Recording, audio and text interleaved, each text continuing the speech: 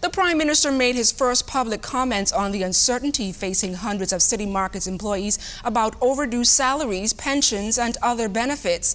This as a financially strapped food store chain seeks a buyer.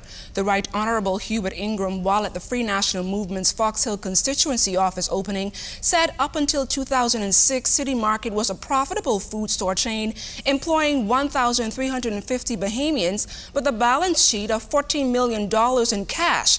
Dividends, he added, were paid regularly with shares traded as high as $22.75 each. He said that City Market was a good corporate citizen celebrated for the millions of dollars given to thousands of Bahamian scholarship recipients to pursue university degrees.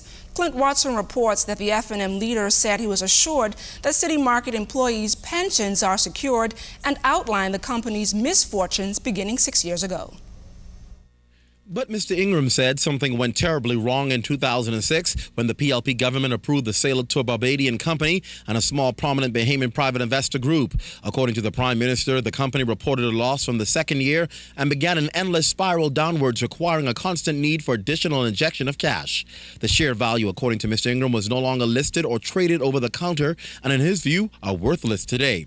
At a rally Saturday night, the Prime Minister acknowledged the concern of the pension fund that the 400 employees remaining have invested. We're told that their pensions are secure. Further, we'll do the necessary to ensure that you are dealt with in full compliance with the law regarding to any severance payment you are entitled to.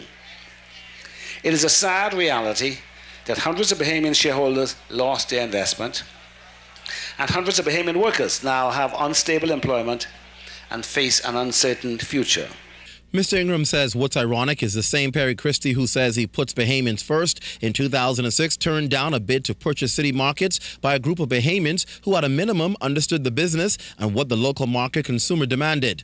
He believes that the Christie administration agreed to a purchase which resulted in the destruction of a long-standing Bahamian supermarket chain. Bahamians must shudder at the thought of what potential disasters any new Christie government would bring to the country in terms of making decisions that would affect the livelihoods, the shares, the retirement savings, and the pension funds of Bahamians.